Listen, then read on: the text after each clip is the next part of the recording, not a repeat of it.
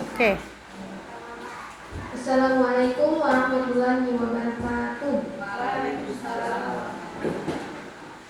Yang terhormat Kepala SD Negeri 3 Anjir Mambulau Barat, yang terhormat Bapak Ibu Guru SD Negeri 3 Anjir Mambulau Barat, yang alhamdulillah bisa hadir dan ikut dalam kegiatan ini. Baiklah, pertama-tama marilah kita panjatkan puja puji syukur atas kehadiran Allah Subhanahu wa taala yang telah memberikan rahmat serta hidayahnya sehingga kita dapat berkumpul di sini pada kegiatan diseminasi budaya positif di sekolah. Salawat serta salam kita tuturkan juga kepada baginda kita Nabi Muhammad SAW, yang dimana berkat beliaulah kita bisa berada di sini dari zaman kegelapan menuju zaman yang terang benderang.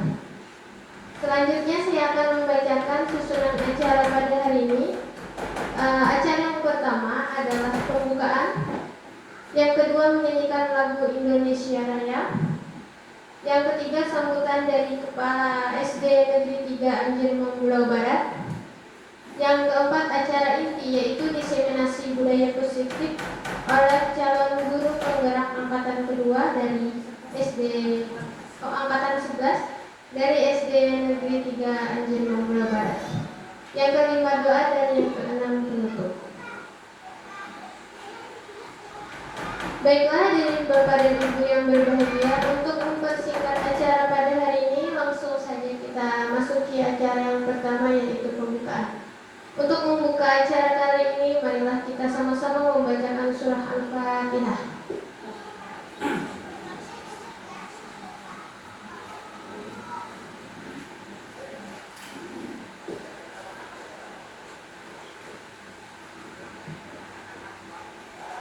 Baiklah, dengan pembacaan Al-Fatihah tadi semoga acara kita dapat berjalan lancar. Amin amin ya rabbal alamin. Baiklah, selanjutnya dengan acara yang kedua menyanyikan lagu Indonesia Raya. Hadirin dimohon berdiri.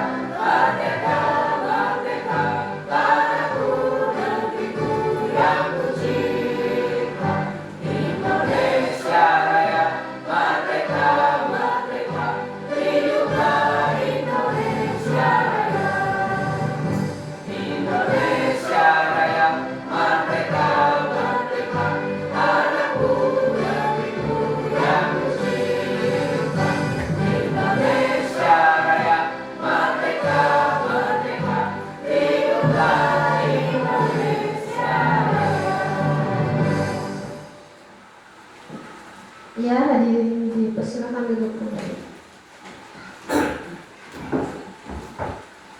Baiklah, dilanjutkan dengan acara yang ketiga yaitu sambutan dari Kepala SD Negeri 3 Anjir Mambulau Barat kepada Bapak Arif Bustaman SPD. Dipersilakan.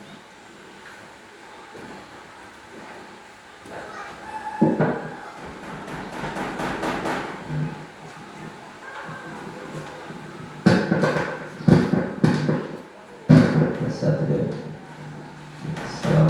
warahmatullahi wabarakatuh. Selamat pagi bapak-bapak dan ibu-ibu semua yang saya hormati, bapak ibu yang hadir hari ini. Mudah-mudahan hari ini kita semua tetap diberikan kesehatan oleh Allah Subhanahu wa Ta'ala, ya. Seperti yang kita ketahui bersama bahwa kegiatan kita hari ini berupa diseminasi tentang budaya positif. Diseminasi itu berbagi, ya, Bu, ya, berbagi tentang budaya positif. Jadi artinya diseminasi itu berbagi tentang suatu hal yang bisa kita gunakan, bisa kita pakai dalam kehidupan sehari-hari dan berguna untuk kita.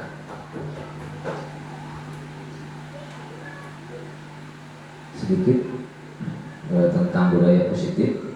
Saya baru browsing internet. Jadi budaya positif kalau di browsing internet ini artinya nilai kebajikan yang menjadi keyakinan dan pada akhirnya menjadi karakter atau ciri khas dari sebuah komunitas atau lembaga. Jadi artinya budaya positif ini lebih ke pembentukan karakter, ya, ke pembentukan karakter seseorang, dimana untuk membentuk karakternya harus ada nilai-nilai yang dibiasakan dalam kehidupannya sehari-hari. Sekilas itu yang mungkin akan dibagikan oleh Ibu Putri nanti. Mungkin akan ditegaskan sedikit bahwa kegiatan ini bukan kegiatan bahwa teman kita ini merasa yang lebih pintar, itu enggak ada, itu, ya. Di sini beliau hanya untuk berbagi ilmu saja kepada kita, dan mudah-mudahan ilmu yang disampaikan bisa bermanfaat untuk kita nantinya. Dan untuk selanjutnya nanti juga kegiatan diseminasi ini jangan sampai berhenti di sini nanti, Bapak Ibu, ya. Mungkin ke depannya nanti ada kegiatan-kegiatan nanti serupa juga yang seperti ini, untuk melatih Bapak Ibu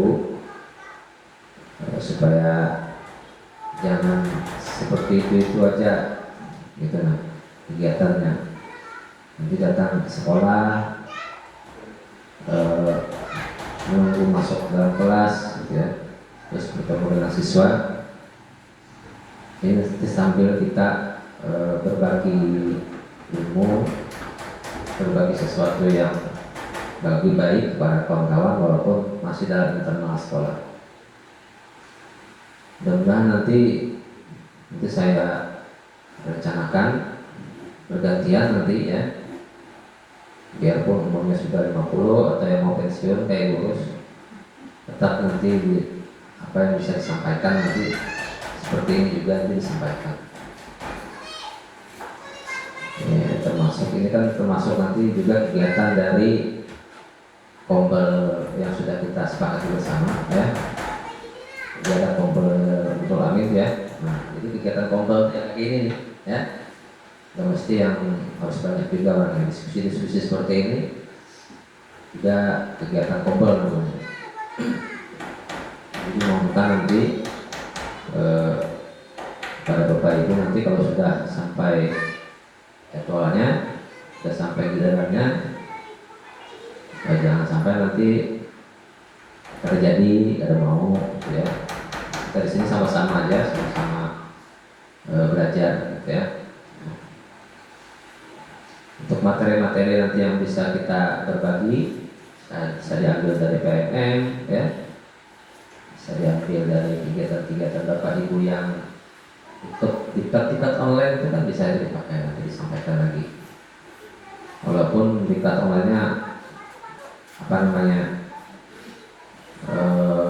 laptopnya dibuka, ya, orang yang pandai kita guringan, nah. Ya. Oke, Jadi itu nanti rencananya ke depannya seperti itu. Jadi diseminasi ini jangan berhenti sampai di sini, nanti kita akan lanjutkan, minimal kita bergantian nanti menyampaikan ilmu yang ada yang kita dapatkan kepada kawan-kawan. Jangan berpatokan kepada mencari narasumbernya, ya. Kita fokus juga di sekolah supaya Bapak Ibu bisa menyampaikan sesuatu kepada teman-teman. Jadi kegiatannya tidak kayak itu aja, ya. Ketika sekolah terus lagi kebiasaan siswa itu menonton kan kegiatannya itu, jadi bisa dimodifikasi, jadi enggak yang itu aja kegiatannya. Seperti juga yang kita ketahui bersama bahwa sekolah itu kan tempat kita bekerja, tempat kita mencari nafkah. Karena dengan kita bekerja di sekolah, nanti upahnya nanti dibayar pemerintah tiap bulan, ya kan? Kiranya nanti itu aja. Jadi tempat kerja kita tuh kan yang itu aja, yang itu aja sampai pensiun kayak buruh. Itu aja semua. Kadang-kadang bosan juga tuh. Kalau yang itu aja kerjaannya. Jadi harus ada kegiatan lain juga, perubahan kegiatan di sekolah. Salah satunya diseminasi ya. Misalnya nanti Pak Norman bisa masalah spesies misalnya. Spesies. Spesies apa? Yang mana spesies ya? Spesies ya. Atau penggunaan AI. Banyak di TikTok juga penggunaan AI, ya. Canva misalnya, penggunaan Canva. Saya sampaikan ke kawan-kawan, ya. Walaupun nanti tetap konsultasi dulu misalnya dengan saya, nanti gimana Pak kalau ini biayanya berapa, ini berapa, kan pasti ada biayanya tuh, ya. Mungkin ada biayanya. Dan tidak mungkin Bapak Ibu terlalu banyak mengeluarkan biaya, pasti sekolah juga yang mengeluarkan biaya. Misalnya lagi kalau lulus misalnya, ingin disampaikan Bu, nanti Bu mau apa sebelum pensiun, ya. Ini saya sampaikan. Lanjut, itu anaknya tuh juara berapa kemarin Pak? Anaknya juara berapa di mana tuh? Itu kalau nggak salah masalah edit video Pak lah. Edit video apa itu? Lain lah. Langsung lomba langsung ditapin. Musik pantai. Musik Pak lah. Jadi anaknya itu bisa itu ya Pak? Musik pantai. Pemain musik lah. Nanti bisa, dia kan bisa main musik tuh. Jadi langsung lomba itu Pak lah. Lomba Daya lah. Di Tapin tuh Pak. Tapin. Rantau lah. Ada kelebihannya tuh, bisa main musik kenapa Pak? Oke Bapak Ibu, saya sampaikan juga bahwa momennya pas, Bapak Ibu lah. Sekolah itu tempat kita bekerja kan, seperti yang saya sampaikan tadi itu bahwa saya harapkan lah gitu, jangan terlalu santai banget lah gitu ya. Artinya ada kegiatan yang menjadi tanggung jawab kita di sekolah lah gitu, ya. Jadi kalau misalnya ada hal-hal yang diperdebatkan, habiskan saja debat-debatnya di sekolah. Usahakan debatnya untuk kemajuan lah, untuk kemajuan sekolahnya juga. Terus untuk solusi-solusi bagaimana kita mengatasi masalah-masalah murid, masalah-masalah sekolah, ya. Dan seperti kita ketahui bersama juga, kita sudah mulai bersaing dengan madrasah ya. Madrasah sudah ada di PAL 2 situ. Di siswa-siswa anak-anak yang di PAL 3, di PAL 2 itu banyak masuk ke PAL 2 di semua. Nah, jadi adanya materi budaya positif, mari kita nanti resapi lah apa sih budaya positif, bagaimana menjalankan budaya positif nanti di apa yang sudah disampaikan, jangan sampai nanti tidak ada dampaknya lah. Minimal dampaknya untuk diri sendiri lah, untuk siswanya seadanya gitu. Mungkin Ibu juga sudah pengalaman pula masalah budaya positif, sudah terpar tulai dah Ibu.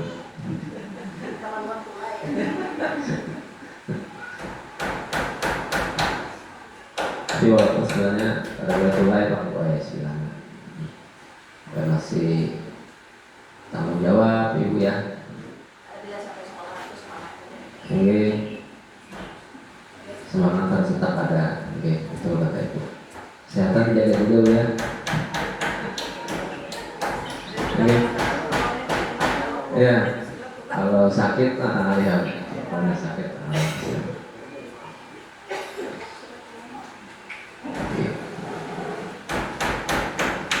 Nanti ada sesi tanya jawab ya Bu. Ada sesi tanya jawab kan nanti Bu?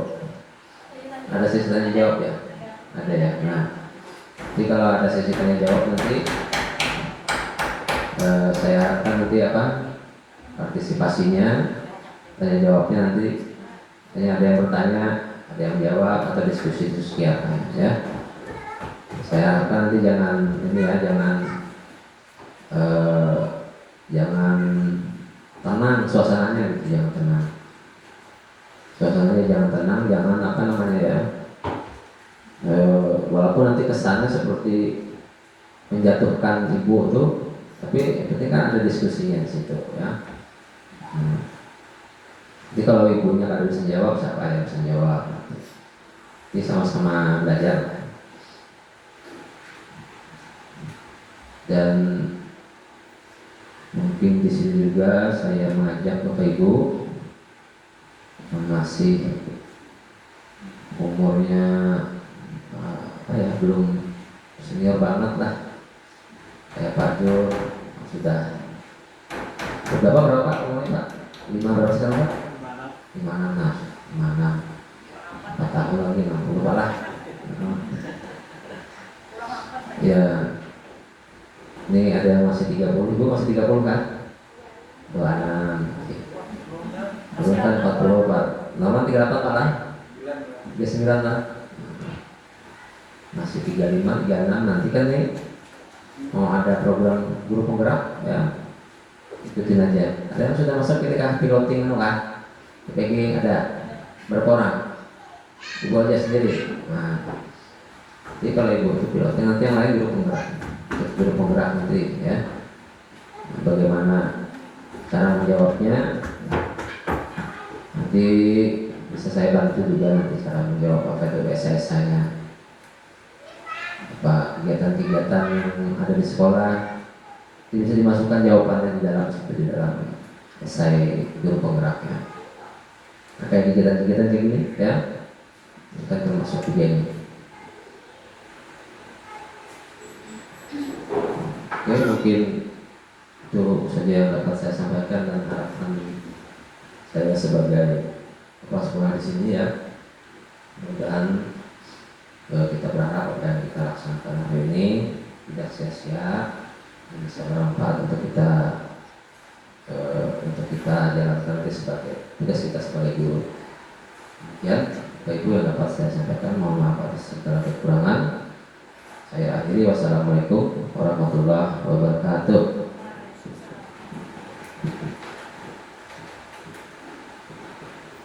Ya, terima kasih kepada Bapak Ibu Staman SPD selaku Kepala SD Negeri 3 Anjir Mambula Barat telah memberikan sambutannya.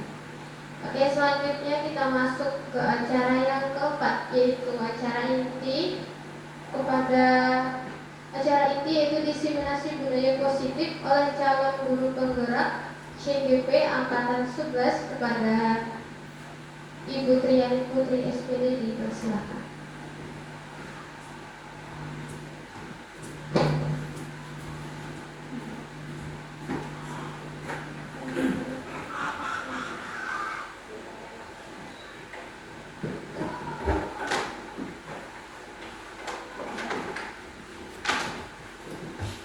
Assalamualaikum warahmatullahi wabarakatuh. Kurang semangat Bapak Ibu.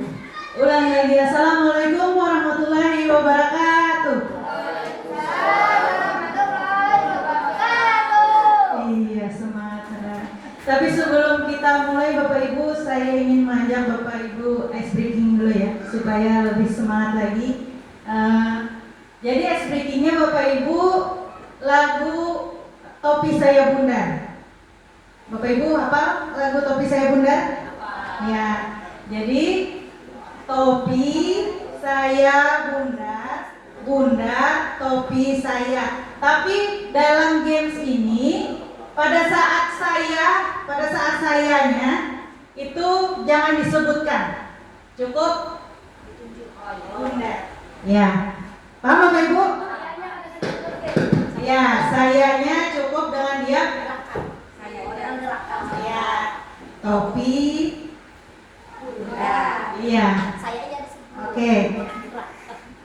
Ayo, coba kita sekarang mulai. 1, 2, 3. Topi. Bundar. Bundar. Topi.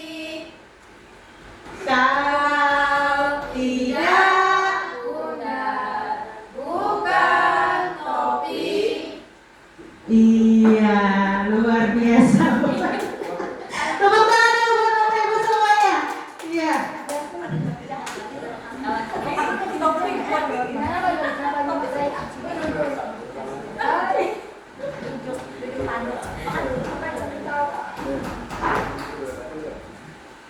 Bapak Ibu, terima kasih. Izin saya ingin menyampaikan materi tentang diseminasi modul 1.1 tentang budaya positif. Jadi budaya positif ini merupakan tugas saya Bapak Ibu. Tugas saya di pendidikan guru penggerak. Jadi saya diminta untuk membuat video menyebarkan tentang pemahaman budaya positif di sekolah kita. Sasarannya itu kepala sekolah beserta dewan guru. Jadi sebelum saya masuk materi, izinkan saya memperkenalkan diri Bapak Ibu. Mungkin ada yang belum kenal saya. Perkenalkan, nama saya Triani Putri SPD. Saya dari SDN 3 Anjir Mambulau Barat, CGP Angkatan 11. Baiklah, kita masuk materi Bapak Ibu. Next, ya. Tujuan pendidikan. Menurut KHD, tujuan pendidikan adalah menuntun segala kodrat yang ada pada anak-anak agar mereka dapat mencapai keselamatan dan kebahagiaan yang setinggi-tingginya, dan baik sebagai manusia maupun sebagai anggota masyarakat. Oleh sebab itu, pendidikan itu hanya dapat menuntun tumbuh atau hidupnya kekuatan kodrat yang ada pada anak-anak agar mereka dapat memperbaiki lakunya atau bukan dasarnya hidup dan tumbuhnya kekuatan kodrat anak. Jadi Bapak Ibu, tugas kita di sini menuntun, tidak menuntut. Biasa dulu kan kita tugasnya menuntut supaya anak didik kita ini supaya pintar, datang ke sekolah supaya bisa menulis membaca langsung. Kan tidak mungkin Bapak Ibu. Jadi tugas kita ini di sekolah menuntun murid kita sesuai kodrat alam dan kodrat zamannya. Jadi tidak lagi kita seperti dulu yang memberikan materi, lalu kita memberikan tugas, berharap anak-anak didik kita itu menjawabnya semuanya benar, dapat 100. Tidak ya Bapak Ibu, sekarang kita menuntun sesuai dengan kodrat yang dimiliki anak-anak. Jadi materinya pun harus kita sesuaikan, karena setiap anak itu mempunyai karakter yang berbeda-beda, tidak sama. Next Ibu. Nah, kita masuk ke budaya positif. Budaya positif di sekolah yaitu nilai dan kebiasaan di sekolah yang berpihak pada murid agar mereka dapat berkembang menjadi pribadi yang kritis, penuh hormat dan bertanggung jawab sesuai dengan profil pelajar Pancasila. Apa profil pelajar Pancasila kita Bapak Ibu? Apa ya? Beriman, bertakwa pada Tuhan Yang Maha Esa, berakhlak dan mulia, berakhlak mulia, berkebinekaan global, gotong royong mandiri, kreatif dan bernalar kritis. Ya, jadi budaya positif di sekolah itu nilai dan kebiasaan kita di sekolah Bapak Ibu. Jadi kita sekarang sudah ada ya Bapak Ibu program kita seperti mengucapkan salam atau setiap pagi kita mengadakan sholat duha berjamaah bagi siswa-siswi kita dan banyak lagi. Next Ibu. Konsep utama budaya positif yaitu perubahan paradigma belajar, disiplin positif, kebutuhan dasar manusia, motivasi perilaku manusia, restitusi posisi kontrol guru, keyakinan kelas, dan segitiga restitusi. Jadi ini merupakan materi kami yang ada di modul 1.4. Nanti akan kita bahas satu persatu Bapak Ibu. Silakan Bu, next. Nah, yang pertama perubahan paradigma belajar. Dalam membangun budaya positif, sekolah dapat menyediakan lingkungan yang positif, aman dan nyaman agar siswa mampu berpikir, bertindak dan mencipta dengan merdeka, mandiri dan bertanggung jawab. Disiplin sangat berkaitan dengan kontrol guru terhadap siswa ya. Jadi sebelum kita membangun budaya positif itu kita mengusahakan lingkungan yang positif dulu. Baru kita bisa menerapkannya. Nah, di sini Bapak Ibu ada Anda dan teman Anda akan melakukan kegiatan cobalah buka. Jadi coba siapa yang jadi A dan siapa yang jadi B. Yang jadi A tugasnya mengepalkan salah satu tangan dan bayangkan Anda menyimpan sesuatu yang sangat berharga di dalam kepala Anda. Coba salah satu Bapak Ibu boleh satu temannya mengepalkan tangan. Kemudian yang tugas B teman satunya rekan adalah mencoba dengan segala cara untuk membuka kepalan tangan Anda. Nah, dengan cara bisa bujuk, mengintimidasi, memarahi, menggoda, menghardik, menggelitik, bahkan menawari Anda agar Anda bisa membuka tangan. Coba Bapak Ibu praktekkan dengan teman sebelahnya. Kira-kira mau tidak Bapak Ibu membuka? Karena Bapak Ibu tahu di tangan Bapak Ibu itu ada yang berharga, tapi teman Anda tidak tahu isinya apa. Kira-kira Ibu Sapriyah mau tidak membukakan tangannya untuk temannya di sebelah? Membukanya ini untuk apa? Untuk tahu. Iya, untuk tahu, untuk mengambilnya. Kalau berharga diambil. Iya. Mau tidak Ibu? Sedangkan Ibu tahu dalamnya itu sesuatu yang berharga menurut Ibu. Meskipun sudah dibujuk, dirayu, diintimidasi atau diiming-imingi uang, mau tidak kira-kira Ibu? Supaya mau dibagi ini kok. Tidak mau dibagi. Iya Bu. Nah lanjut dari kegiatan ini berkaitan dengan teori kontrol Bapak Ibu. Jadi teori kontrol itu ada ilusi guru mengontrol murid, ilusi bahwa semua penguatan positif, efektif dan bermanfaat, kemudian ilusi bahwa kritik dan membuat orang merasa bersalah dapat menguatkan karakter, dan ilusi bahwa orang dewasa memiliki hak untuk memaksa. Jadi seperti yang Ibu Sapriyah tadi, Ibu Sapriyah memiliki kontrol dirinya. Jadi dia mengontrol dirinya mau membuka atau tidak, meskipun sudah ditawari misalkan uang 1 M, tapi Ibu tetap tidak mau membuka. Berarti Ibu yang mengontrolnya Ibu ya. Ya, lanjut. Nah, sekarang Apa makna disiplin Bapak Ibu? Ada yang tahu makna disiplin Bapak Ibu? Coba. Apa Bu? Keteraturan. Iya, keteraturan. Ada yang lagi? Yang lain? Disiplin?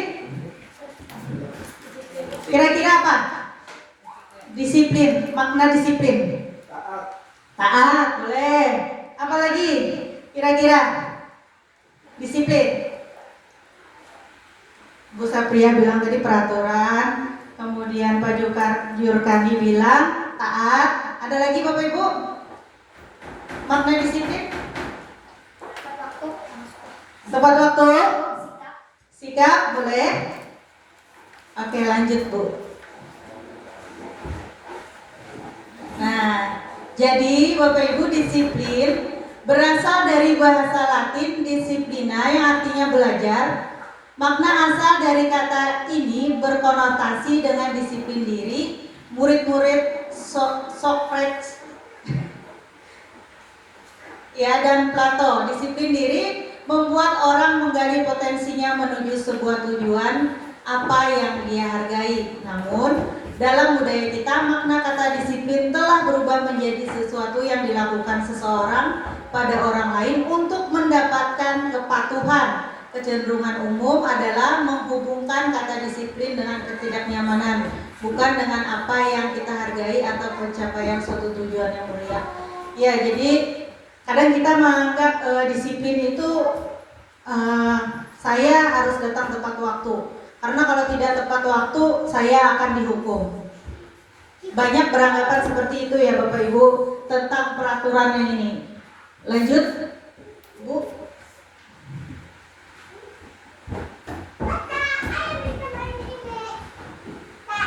Disiplin adalah kemampuan memerintah diri sendiri dalam mengontrol dan menguasai diri untuk memilih tindakan yang mengacu pada nilai-nilai yang kita hargai dengan penuh tanggung jawab tanpa terperintah orang lain.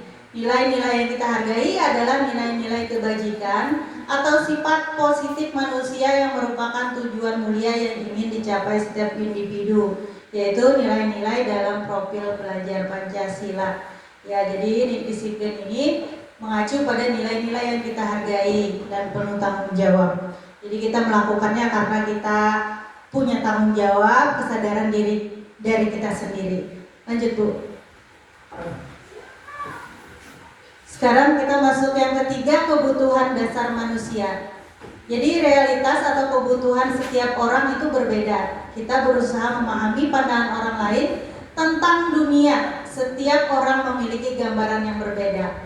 Jadi di sini ada kebutuhan survival, bertahan hidup, cinta kasih atau diterima, penguasaan, kesenangan dan kebebasan. Jadi di situ ada 5 kebutuhan dasar manusia Bapak Ibu.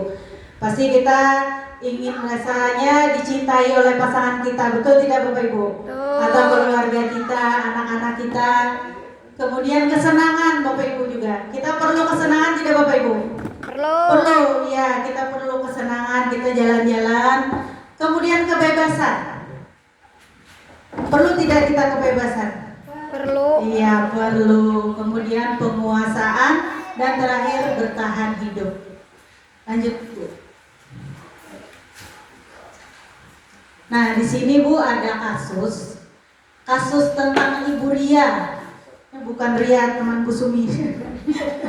Tapi ini Ibu Ria, guru kelas 6 di SDN Permai, sedang bingung menghadapi ulah salah satu murid di kelas bernama Agus. Beberapa anak telah datang dan mengeluhkan Agus yang seringkali meminta bekal makan siang mereka dengan paksa. Jika Anda menghadapi situasi seperti Bu Ria, apa yang akan Anda lakukan? Menurut Anda, kira-kira apa alasan Agus melakukan hal itu? Kira-kira kenapa Bu alasannya Agus itu suka meminta jajan bekal temannya Bu? Tidak bawa bekal. Oh, tidak mau bekal, boleh. Apalagi Bu kira-kira? Mencari perhatian. Boleh mencari perhatian. Kemudian ada lagi? Bapak, Ibu? Kebiasaan merebut orang. Oh, kebiasaan. Ada lagi kira-kira kenapa alasannya? Ada yang tahu Bapak Ibu? Selain yang disebutkan tadi? Kira-kira Apa mungkin si Agus ini ekonomi keluarganya kurang? Bisa? Iya, bisa juga. Kemudian apa mungkin dia senang melihat temannya menangis karena direbut? Bisa? Iya, bisa. Kalau bisa juga Bu, masuk dalam 4 kebutuhan dasar manusia tadi, mungkin dia merasakan kurang kasih sayang. Iya, bisa. Iya, atau merasa kesenangan, senang dia mengganggu temannya, melihat temannya yang menangis itu ya Bu ya. Iya, boleh. Lanjut Bu. Nah, jadi di sini dalam konteks penerapan disiplin positif, Ibu Ria sebaiknya mencari tahu alasan Agus melakukan tindakan tersebut agar mengetahui kebutuhan mana yang sedang berusaha dipenuhi oleh Agus. Nah, itu tadi Bapak Ibu. Yang nomor 1, Agus lapar dan orang tuanya tidak membawakannya bekal makan siang. Iya. Yang kedua, teman Agus jadi perhatikan Agus, jadi perhatian Agus. 3, dia merasa hebat karena temannya jadi takut dan menuruti keinginannya. Kemudian yang keempat, Agus merasa bosan dengan bekal yang dibawakan orang tuanya karena selalu bekal yang sama. Dan terakhir, Agus hanya iseng dan dia menikmati ekspresi wajah temannya yang kesal. Bisa ya Bu ya? Ini karena kebutuhan hidupnya. Nah, ini cinta kasih sayang, ini penguasaan, ini kebebasan, dan ini kesenangan. Mungkin saja dia senang melihat temannya menangis, atau sebentar-sebentar menangis, suka dia melihat temannya menangis. Lanjut. Nah, di sini ada hukuman dan sanksi atau konsekuensi. IPA kurang menguasai pelajaran matematika sehingga pada saat pelajaran tersebut berlangsung, dia lebih banyak berdiam diri atau menggambar di buku pelajarannya. Pada saat guru matematikanya Pak Seno menanyakan pertanyaan, IPA menjadi gugup dan tak sengaja menjatuhkan tasnya dari kursi, serta tiba-tiba menjadi gagap pada saat berupaya menjawab. Seluruh kelas pun tertawa melihat perilaku IPA yang berbicara tergagap dan terkejut tersebut. Pak Seno pada saat itu membiarkan teman-teman IPA menertawakan IPA yang tergagap dan malu luar biasa, dan malah meminta IPA untuk maju ke depan dan berdiri di depan kelas sambil menunjuk hidungnya karena tidak bisa menjawab pertanyaan Pak Seno. Kelas makin gaduh dan anak-anak pun tertawa melihat IPA di depan kelas memegang ujung hidungnya. Jadi pertanyaannya, apakah Anda setuju dengan tindakan Pak Seno terhadap IPA? Mengapa? Atau 2, menurut Anda tindakan Pak Seno terhadap IPA adalah sebuah hukuman atau konsekuensi? Mengapa? Mengapa kira-kira Bapak Ibu? Apakah tindakan Pak Seno ini terhadap IPA ini Bapak Ibu setuju atau tidak? Tidak. Karena kenapa Bapak? Karena sifatnya memalukan anak. Iya. Ada lagi Ibu? Kira-kira tindakan Pak Seno terhadap IPA ini tadi ada yang setuju tidak Bapak Ibu? Harusnya itu kan nonton, bukan nonton. Iya. Jadi harusnya Pak Seno tidak seperti itu ya Bapak Ibu. Kemudian menurut Anda tindakan Pak Seno terhadap IPA sebuah hukuman atau konsekuensi? Iya, hukuman, benar. Karena Pak Seno tadi menyuruh IPA maju berdiri ke depan sambil memegang hidungnya. Seharusnya kan tidak seperti itu Bapak Ibu. Seharusnya kalau konsekuensi itu dia tidak terkesan menghukum, paling menegur saja. Oh, kamu sudah begini, jadi kamu harus gini, tidak perlu dihukum. Lanjut. Nah, di sini ada hukuman. Nah, hukuman itu Bapak Ibu sesuatu yang menyakitkan harus terjadi. Kalau konsekuensi sesuatu yang harus terjadi, kemudian restitusi merupakan pilihan. Jadi sifatnya hukuman itu tidak nyaman untuk murid atau anak untuk jangka waktu panjang. korban mendapatkan keadilan. Kemudian konsekuensi tidak nyaman untuk murid dan anak untuk waktu pendek. Kemudian restitusi menguatkan untuk murid atau anak dalam jangka waktu panjang. Jadi ada perbedaannya Bapak Ibu, hukuman konsekuensi dengan restitusi tadi. Silahkan Bu lanjut. Kita sekilas saja ini. Nah, di sini nomor 4 yaitu semua perilaku memiliki tujuan. Jadi di sini ada teori motivasi perilaku manusia. Yang pertama, untuk menghindari ketidaknyamanan atau hukuman. Apa yang akan terjadi apabila saya tidak melakukannya? Ya, jadi misalkan anak-anak ini dikasih tugas dan dia tidak mengumpulkan tugas pada waktu yang ditentukan. Misalkan Bapak Ibu, hari Senin ya anak-anak kita kumpul tugasnya. Nah, jadi dia berpikir, kalau saya tidak mengumpul tugas hari Senin ini bagaimana nih? Apa saya dihukum? Apa saya disuruh berdiri? Nah, yang kedua, untuk mendapatkan imbalan dari orang lain atau institusi, apa yang akan saya dapatkan apabila saya melakukannya? Sama misalnya, kita misalkan menyuruh anak-anak menjawab pertanyaan. Nanti kalau sudah bisa menjawab pertanyaan, Ibu kasih hadiah anak-anak. Hadiahnya apa misalnya? Jajan atau buku. Itu untuk mendapatkan imbalan dari orang lain. Kemudian yang ketiga, untuk menghargai diri sendiri. Nah, sebaiknya saya akan menjadi orang yang seperti apabila saya melakukannya. Jadi sebaiknya kita itu yang nomor 3 ya Bapak Ibu. Kita menghargai diri kita sendiri. Jadi kita melakukan sesuatu itu tidak karena orang lain, tidak karena mengharap imbalan dari orang lain, tapi karena memang kemauan diri kita sendiri. Itu yang disebut dengan motivasi internal dari dalam diri kita sendiri. Jadi kita tidak mengharapkan apapun dari orang lain. Lanjut Bu. Nah, di sini mari berlatih. Hukuman atau konsekuensi. Hari mengelilingi lapangan basket 2 kali karena terlambat hadir di sekolah. Itu hukuman apa konsekuensi Bapak Ibu? Hukuman. Ya. Membersihkan coretan yang dibuatnya di meja tulis. Konsekuensi. Ada yang konsekuensi, ada hukuman. Kemudian murid diminta untuk push up 15 kali karena tidak menggunakan masker ke sekolah. Hukuman. Sanksi. Iya. Kemudian menggantikan kertas tugas teman yang telah dicoret-coret. Ya, berjemur di lapangan basket pukul 12 siang karena mengobrol dengan teman. Terus murid diminta bertelanjang kaki sepanjang hari karena tidak menggunakan sepatu warna hitam sesuai peraturan sekolah. Ada hukuman, ada konsekuensi. Terakhir, berdiri di depan kelas sambil mengangkat kaki satu karena tidak bisa menjawab pertanyaan. Iya, next Ibu. Di sini baru kita lihat jawabannya.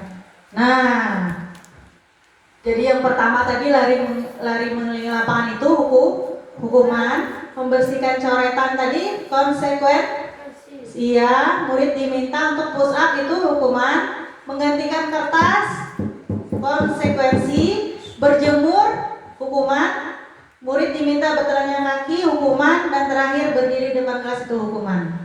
Ya lanjut Bapak Ibu. Nah di sini yang kelima, restitusi atau posisi kontrol guru. Jadi sebagai penghukum, pembuat merasa bersalah, teman, pemantau, dan manajer. Jadi ada 5 posisi kontrol guru itu. Lanjut Bu. Nah di sini pernyataan. Nah misalkan saya kecewa sekali dengan kamu, berarti itu membuat orang merasa bersalah. Kamu tidak pernah benar melakukannya, itu penghukum. Kemudian ayolah lakukan demi ibu atau bapak, itu sebagai teman.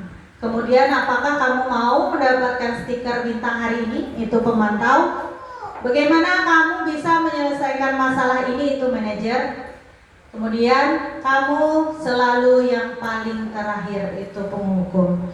Jadi setiap pernyataan-pernyataan yang kadang kita tidak sadar mengucapkan itu ada dikaitkan dengan posisi kontrol guru kita Bapak Ibu. Jadi di situ ada pembuat orang merasa bersalah, penghukum, teman, pemantau, manajer, dan penghukum. Lanjut Bu. Nah sekarang ada kasus. Pada hari Senin, Pak Harun tidak masuk sekolah. Pak Harun merupakan guru matematika. Saat itu Bu Wati menggantikan Pak Harun. Bu Wati baru 1 tahun menjadi guru SMP. Beberapa murid perempuan, Pipi dan Natali, mengetahui hal ini dan mulai menggunakan kesempatan dan bersikap seenaknya, tertawa dan tidak mengindahkan kehadiran Bu Wati. Bu Wati mencoba menyapa Pipi dan Natali dengan ramah sambil mengingatkan untuk tetap fokus pada tugasnya. Ayolah, tugasnya dikerjakan. Nanti Ibu ditegur Bapak Kepala Sekolah kalau kalian tidak mengerjakan tugas. Tolong bantu Ibu ya. Namun Pipi dan Natali malah jadi tertawa. Ah Ibu santai saja Bu, mereka tetap tidak mengerjakan tugas dan malah mengobrol. Kira-kira yang dilakukan ini, yang tepat ini posisi kontrol apa Bapak Ibu untuk kasus seperti ini? Untuk mengatasi kasus seperti Pak Harun ini, kira-kira apa yang posisi kontrol dari 5 tadi yang kita pemantau, manajer, membuat rasa bersalah, atau apa Bapak Ibu yang pas? Karena anak-anak ini tadi tidak mengindahkan apa yang diperintahkan oleh ibu gurunya. Kira-kira apa Bapak Ibu yang pas?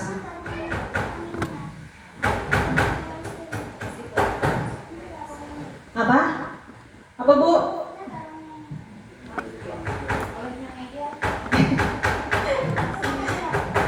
Jadi tidak mengerjakan tugas, seharusnya kita memposisikan diri kita itu sebagai apa tadi?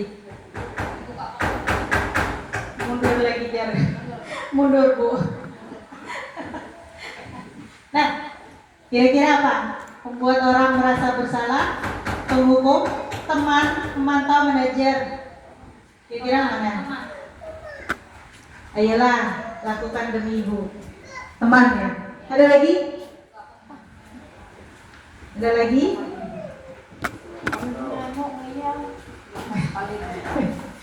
Nih aja Bu. Ayo Bu. Apa kira-kira? Penghukum, memantau, manajer, membuat orang merasa bersalah.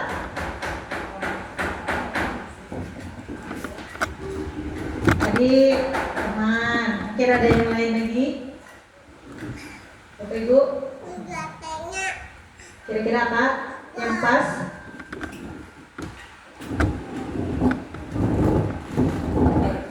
Ayo Bu, next lagi kita Bu.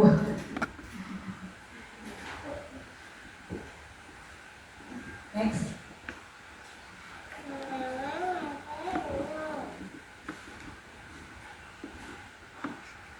Langsung kita lanjut ke kasus Dino aja Bu, kasus 2. Anto dan Dino sedang bermain bersama di lapangan basket dan tiba-tiba terlibat dalam sebuah pertengkaran adu mulut.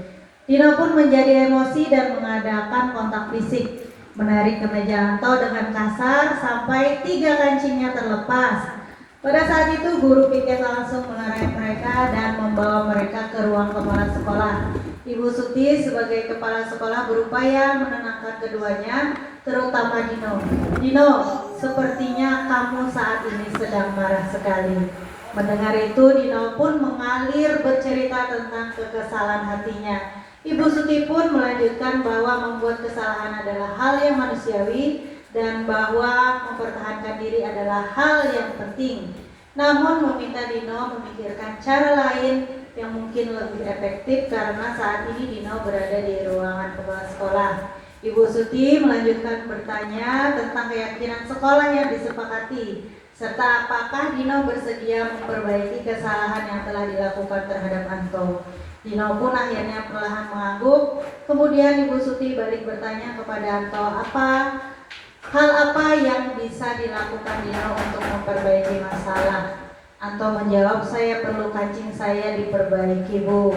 Ibu saya akan sangat marah kalau melihat kancing baju saya sampai copot 3 kancing begini. Ibu Suti pun kembali bertanya ke Dino, apakah yang akan dia lakukan untuk menggantikan 3 kancing Anto yang terlepas. Next, Bu. Nah, Dino berpikir sejenak, namun wah, tidak tahu Ibu.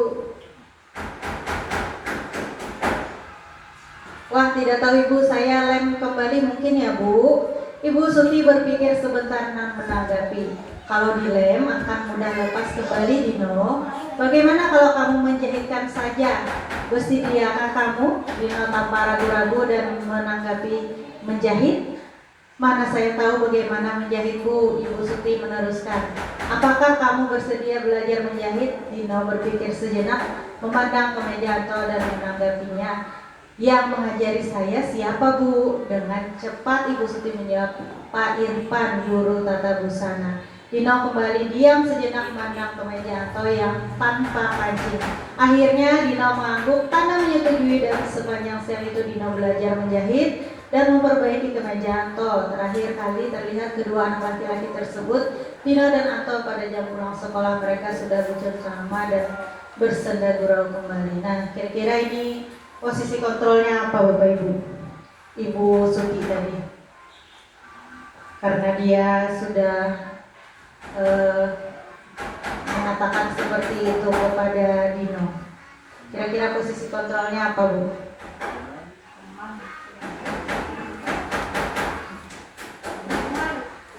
Nah, apa ini Bapak Ibu? Ya, manajer. Bagaimana cara saya memperbaiki keadaan? Kan ada tadi murid mengatakan dia belum menguatkan, meyakini apa yang dia untuk memperbaiki masalah ini. Kan tadi Bu Suti menanyakan kepada Dino bagaimana. Jadi dia bersedia untuk menjahit kancing baju temannya yang lepas tadi dan bersedia belajar untuk menjahit. Jadi kira-kira yang pas itu posisinya adalah manajer ya Bapak Ibu ya. Lanjut Bu.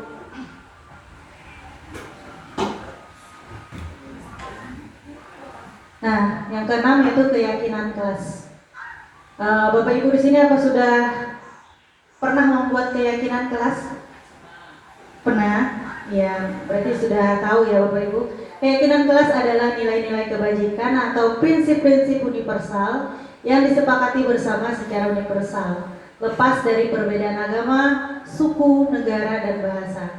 Menurut Gosan 1998, suatu keyakinan akan lebih memotivasi seorang dari dalam atau intrinsik. Seseorang akan lebih bersemangat untuk menjalankan keyakinannya daripada hanya sekedar mengikuti peraturan. Nah, jadi keyakinan kelas itu nilai-nilai kebajikan yang ada dalam dirinya.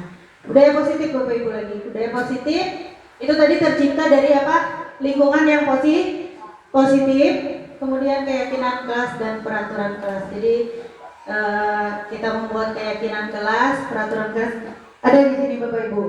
Saya ada membuat keyakinan kelas ini. Jadi keyakinan kelas yang saya buat ini datang tepat waktu, menghormati guru dan teman, angkat tangan jika ingin bicara, dengarkan penjelasan guru, rapikan buku, belajar dengan aktif dan tertib, makan minum di luar kelas, kemudian membuang sampah pada tempatnya, bermain di halaman, jujur dalam ujian dan minta izin sebelum keluar kelas. Jadi itu keyakinan kelas yang kami buat. Jadi setiap murid apabila ingin bertanya, mereka harus mengangkat tangannya terlebih dahulu sesuai peraturan kelas yang dibuat, atau ingin izin ke belakang juga harus meminta izin terlebih dahulu. Jadi peraturan kelas ini Bapak Ibu kami buat bersama-sama dengan murid. Saya menyediakan kertas kecil, lalu saya minta siswa saya untuk menulis apa yang mereka inginkan, peraturan seperti apa yang di dalam kelas ini, supaya mereka merasa nyaman, tidak melulu peraturan dibuat oleh gurunya. Kan biasa saja anak-anak ini Bu, saya minta ini Bu nanti. Oh boleh. Jadi apa yang banyak, suara terbanyak itu yang nanti akan saya masukkan ke dalam keyakinan kelas. Lanjut Bu.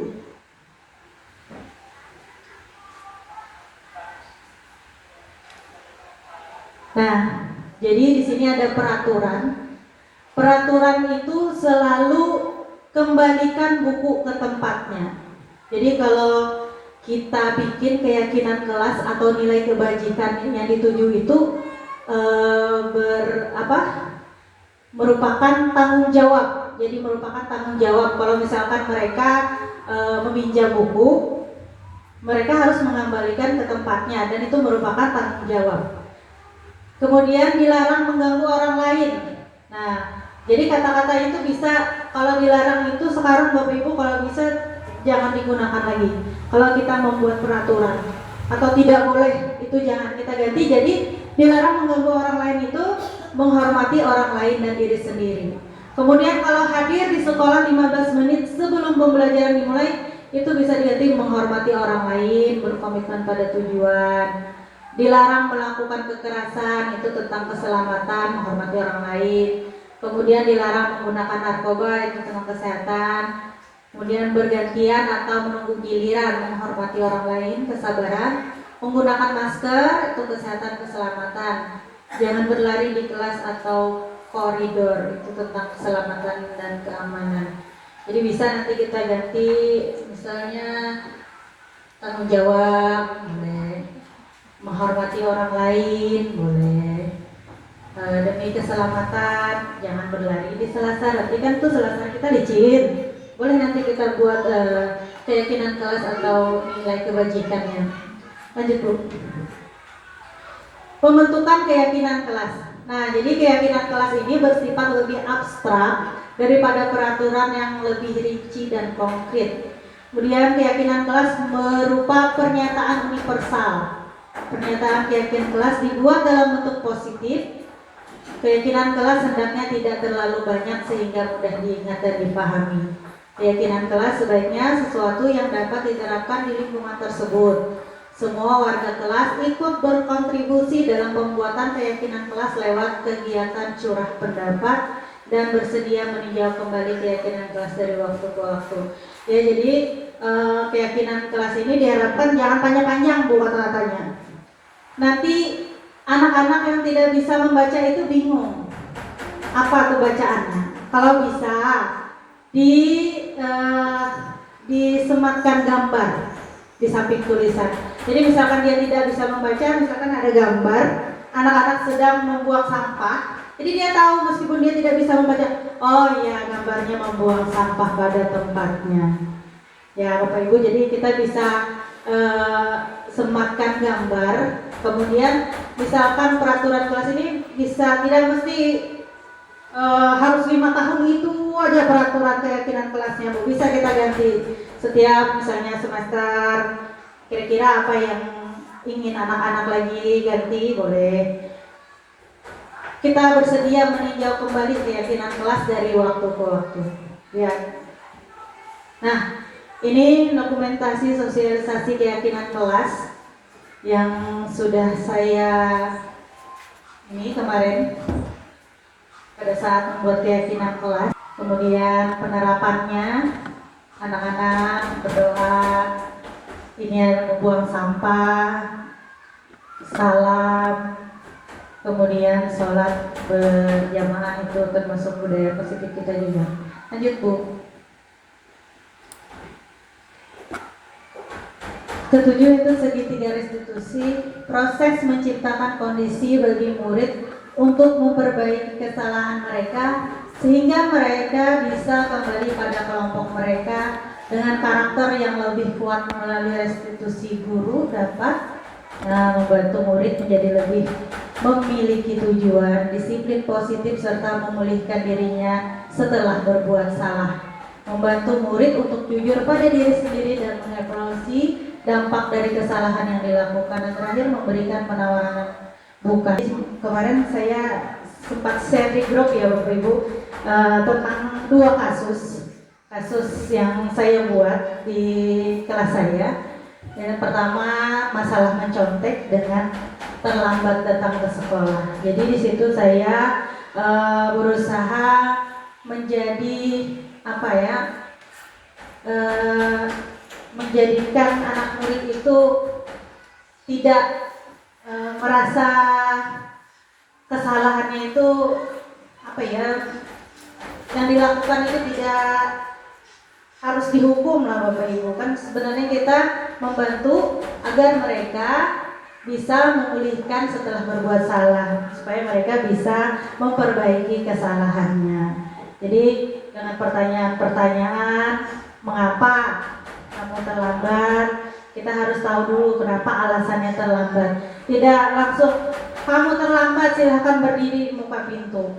Tidak seperti itu Bapak Ibu. Lalu alasannya mencontek kenapa? Dan anak sendiri kan menyebutkan alasannya karena saya tadi malam begadang Bu, saya main HP.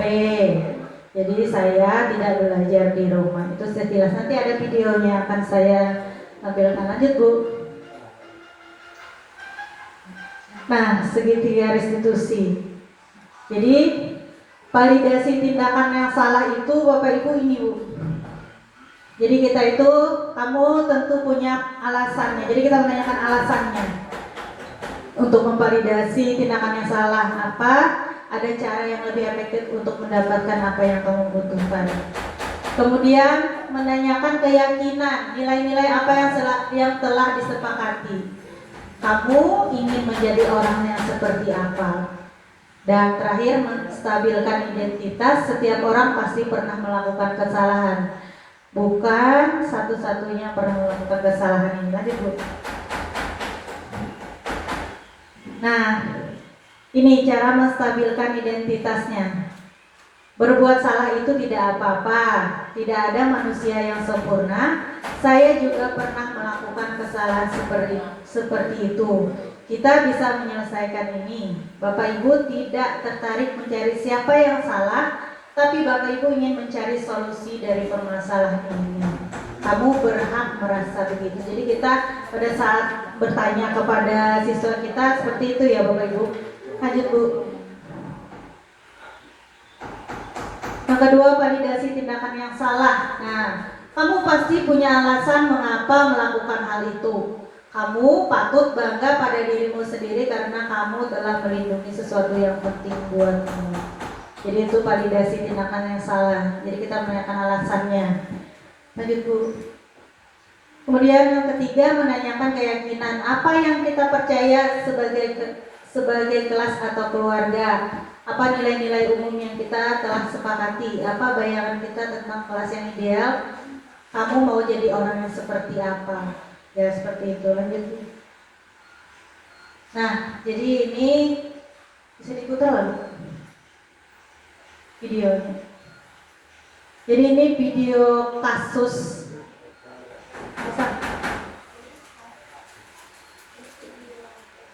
Iya. Coba.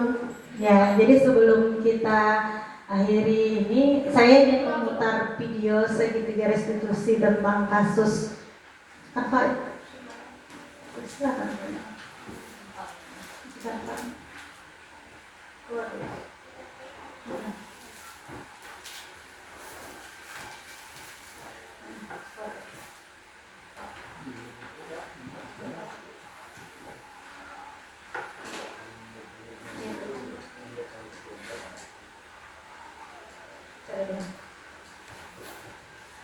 Sebentar Bapak Ibu, ini ada video yang saya buat tentang segitiga restitusi kasus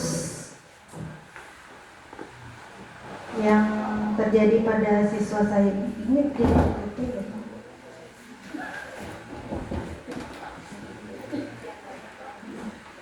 Boleh dia, aku semakan. Dia apa? Terus semua.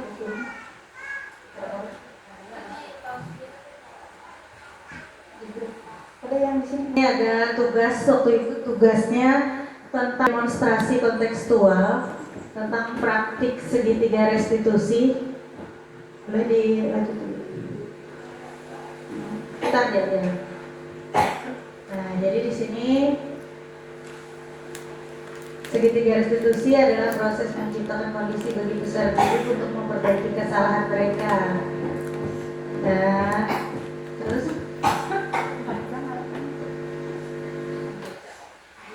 ya, ada segitiga restitusi itu tadi ada 3.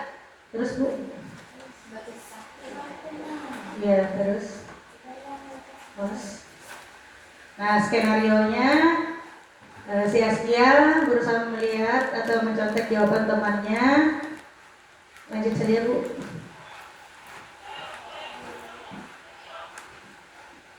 Nah, ini dia. Bisa.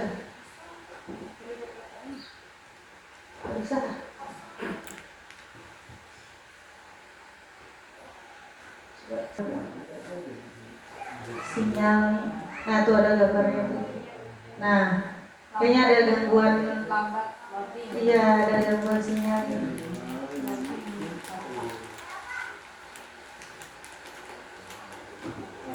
Terus slide lagi tadi.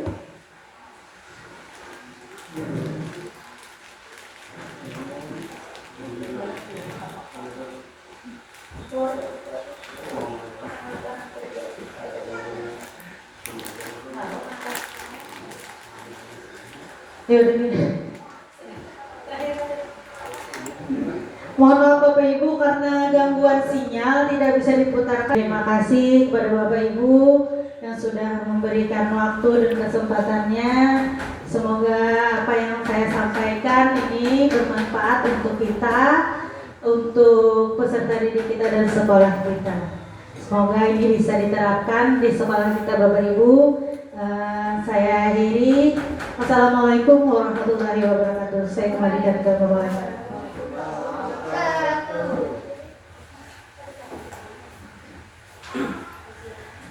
Oke, baiklah. Terima kasih kepada Ibu Triani Putri SPD selaku calon guru penggerak angkatan 11 dari SD Negeri 3 Anjir Pulau Barat. Oke, kita beri aplaus dulu kepada Ibu Triani.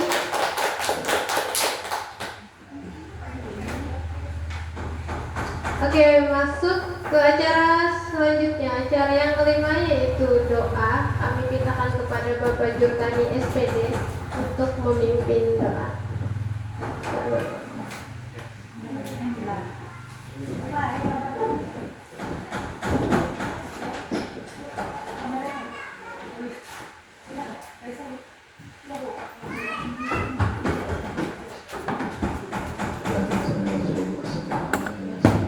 Al-Fatihah.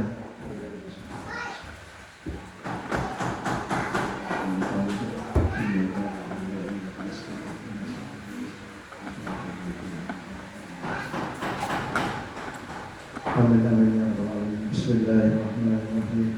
Alhamdulillahirabbil alamin. Wassalatu wassalamu ala asyrofil anbiya'i wal mursalin sayyidina wa maulana Muhammadin wa ala alihi wa sahbihi ajma'in.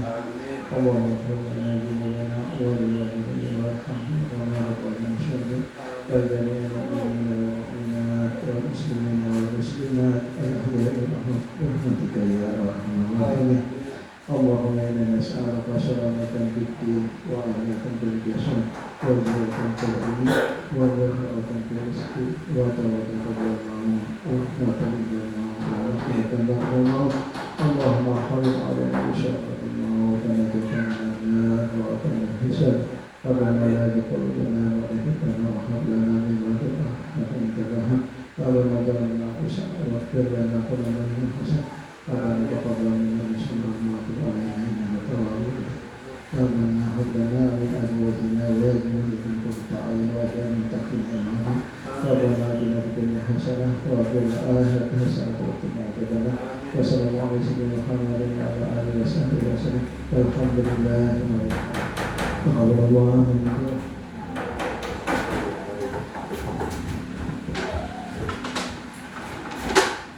Oke, baiklah, akhirnya kita sampai ke acara yang terakhir yaitu penutup. Dengan berakhirnya acara kita hari ini, semoga semuanya bermanfaat. Marilah kita bersama-sama membaca Alhamdulillahirabbil alamin. Bagi saya sebagai selaku pembawa acara, jika ada kesalahan yang disengaja maupun tidak disengaja mohon dimaafkan. Saya ucapkan Assalamualaikum warahmatullahi wabarakatuh.